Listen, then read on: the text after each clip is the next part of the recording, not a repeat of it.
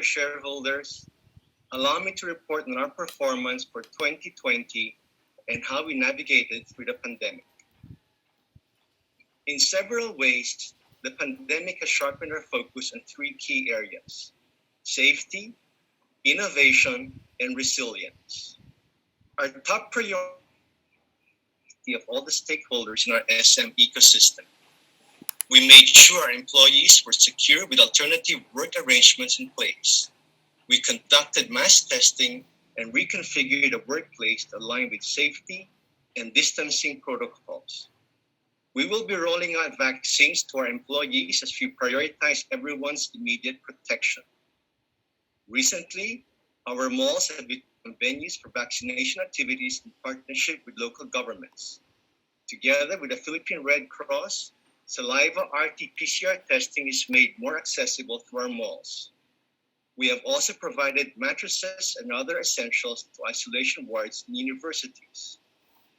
This is in addition to this distribution of critical medical gear and equipment, building quarantine facilities, and converting the Mall of Asia Arena into a mass testing facility. Secondly, innovation is key to unlocking new possibilities to serve our stakeholders better. In fact, the pandemic fast-tracked our plans to create greater digital capabilities and widen our omni-channel presence to meet new and evolving customer expectations. We will discuss this more in the succeeding slides. Thirdly, we have assured our partners of our support, especially the thousands of SMEs in our supply chain, to help them adapt, serve, and survive. As a group, we provided about 30 billion pesos last year in the form of waivers, payments, donations, and various forms of support to employees and third parties.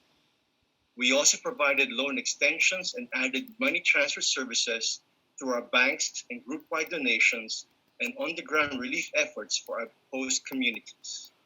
Through the Kasama ng SM campaign, we encourage our customers to support local businesses. Our collective resilience is necessary to safeguard our long-term growth and to ensure we can continue to promote responsible development nationwide. We were focused on business survival and support provided to our thousands of stakeholders. Despite the many challenges and the decline in economic activity, we were still able to report a profitable business year. Looking at our consolidated results, SM's revenues amounted to 394 billion pesos last year. This was down 21% from 502 billion pesos in 2019, largely because of the impact of the community quarantines on sales of our malls and in our non-food retail stores. This, together with prudent provisioning in our banks, meant that net income of 23 billion pesos was also lower by 48% than about 45 billion pesos earned in 2019. The banking and property businesses accounted for 55% and 33% of net income, while retail contributed 12%. Our strong balance sheet and history of prudent management enabled us to offer the support we did. Across our major businesses, we opted to use a portion of our prior year 2019 profits to ensure our and our stakeholders' financial stability, reducing our dividend payout to half of previous year's levels accordingly. This was combined with stringent cost focus during a period of low revenues under quarantine conditions. As a result, none of our businesses have had to access financial markets, and as a parent and group, we have maintained our overall balance sheet strength. Despite severe business and movement restrictions, we continued to expand where conditions allowed. This was the case for Alphamart, which added 258 mini-mart outlets, surpassing 1,000 stores. Meanwhile, our property and retail arms also opened 2 new malls and stores in Butuan and Zamboanga. In retailing, we added 287 stores in total across all our formats last year, so that by year end, our retail footprint reached over 3,000 stores nationwide. Even as we expanded, we were quickly adapting to our customers' urgently evolving needs. We developed new retail delivery channels online and by phone, supported by social media campaigns and align with the range of practical delivery options supported by our stores and malls. We widened our diverse range of essential and non-essential products available online through our retail e-commerce site, Shop SM, on top of the SM Store's call to deliver service. We empowered people whose jobs were affected by the pandemic to participate as delivery drivers and personal shoppers. On new e-commerce initiatives, SM Markets launched shop.smmarkets.ph to provide more convenient options for pickup or delivery for customers' essential needs. Walmart grew its online grocery format and recently adopted the SM Store's strategy of call, text, and pickup, making its business more agile. The malls introduced its newest shopping platform, SM Malls Online, available in 3 of its biggest malls. Our 2 logistics companies in the group, To-Go and Airspeed, play important roles in fulfilling the requirements for online platforms. In the foreseeable future, in-person and in-store based shopping experiences will still be preferred by our customers. But we continue to work hard to develop innovative online and offline delivery channels that are integrated into our businesses while enhancing customer service. In banking, we ramped up our digital banking services to ensure the safety of our people and our customers. During the pandemic, BDO immediately extended grace periods for loan payments. It introduced ATM on wheels near select Sbo and SM supermarket branches to bring our services closer to where our customers are. BDO extended services to far-flung communities through the Cash Agad program, allowing cash withdrawal through the point-of-sale in terminals of our partners. Notwithstanding the challenges of the year, the bank delivered good business performance, with BDO's net interest income growing 12% to 134 billion pesos. We decided to get ahead of any potential impact of the pandemic on our clients with heavy and prudent provisioning of about 30 billion pesos. It was because of this that BDO's net income for the year was 28 billion pesos, down from 44 billion pesos in 2019, although the bank's core businesses continued to show positive growth and profitability. We also worked with our business clients to restructure loans where needed to allow them to work through these difficult times. For its part, despite a challenging year, China Bank's performance was remarkable. Its net income grew 20% to 12 billion pesos, underpinned by the strong growth in core businesses and better investment and trading returns. As a milestone, China Bank marked its 100-year journey with the restoration of its heritage building in Binondo, Manila. It also capped the year with a landmark 11 billion pesos fixed-rate bond offer. With 2020 marked by addressing various social needs, we maintained an overall view of our long-term risk management and resiliency. Our disaster resilience framework was utilized effectively during the eruption of the Taal volcano in January, just weeks prior to the pandemic. Our response was to provide full rehabilitation of our properties and their local environments. We also faced a series of severe typhoons during the year. As a testament to our ongoing investment in disaster resiliency, one of our most impacted malls, SM City Marikina, remained largely unaffected by Typhoon Ulysses. It was even able to support relief efforts for its local community despite severe flooding and rising water levels in the area. This pandemic has only strengthened our commitment to good corporate governance. In 2020, recognized highly by the ASEAN Corporate Governance Scorecard Initiative, and we received the Golden Arrow Awards from the Institute of Corporate Directors. We also received a citation from the Morse Group in Malaysia as one of the best community care companies in Asia. In Singapore, we were awarded for excellence in sustainability reporting by the Asset Magazine, along with our bank, BDO. SMIC was again included in the 2021 Bloomberg Gender Equality Index as we continue to uphold equal opportunities for all our people.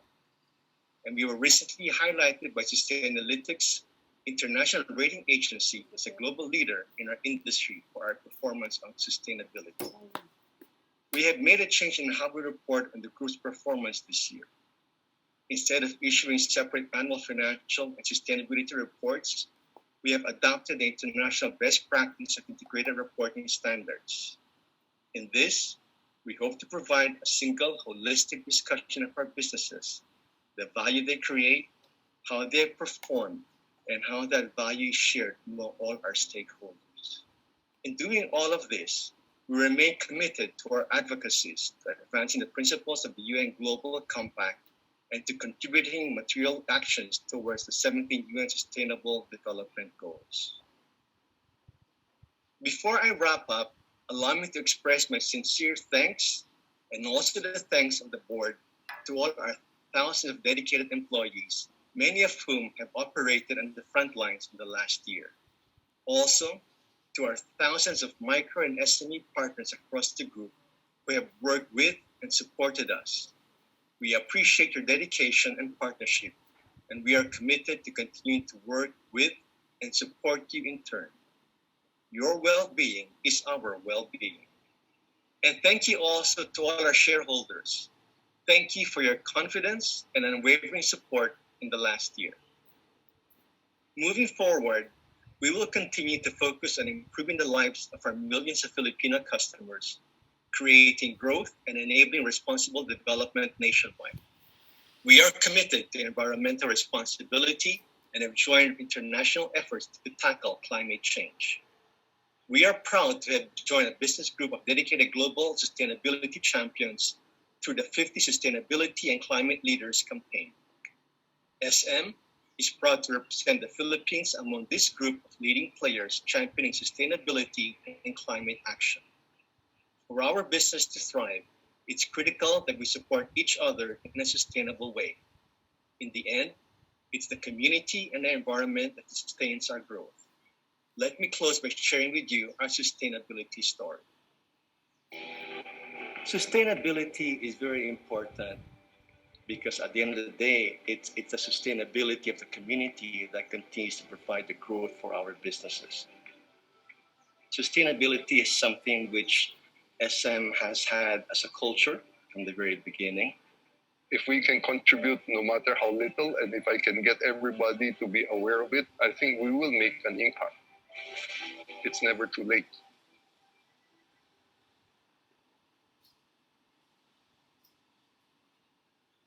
The next item in the agenda is the election of directors for 2021 and 2022.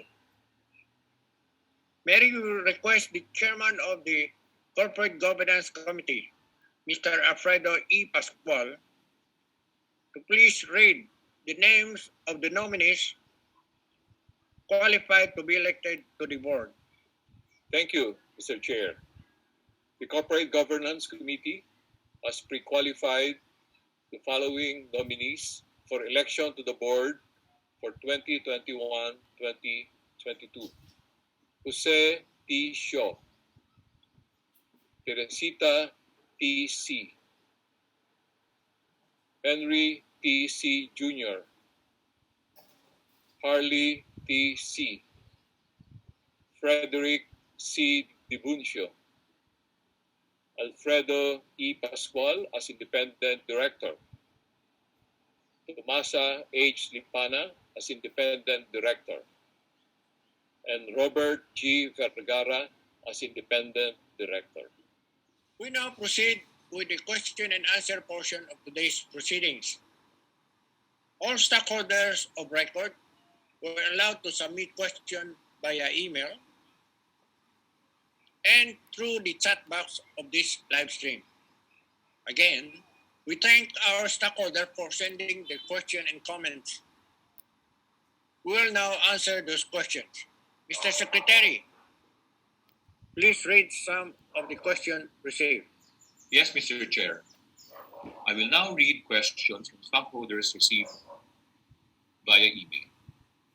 The first question from Mr. Roland San Diego, and it reads, what are SMIC's strategies for recovery and to sustain growth moving forward? Thank you, Attorney Serrano, for the shareholder for asking this question. To help with overall recovery efforts, we are rolling out vaccination to our employees within the year once supply is available. As I mentioned earlier, We will continue to offer our facilities as testing and vaccination venues. This will help to build confidence that our consumer-led economy urgently needs. We maintain cautious optimism as we navigate through many uncertainties, but where we can move with flexibility and less restrictions, we will proceed with expansions in the pipeline. The key is to continue to innovate and operate safely, which we have done and continue to do. We continue to respond and adapt to changing customer needs and touchpoints. We will continue to serve their needs across all our businesses and pursue innovation to serve them better. The next question was sent by the same shareholder. Does SMIC have plans to increase its stake in any more companies after to go? Thank you again for the question.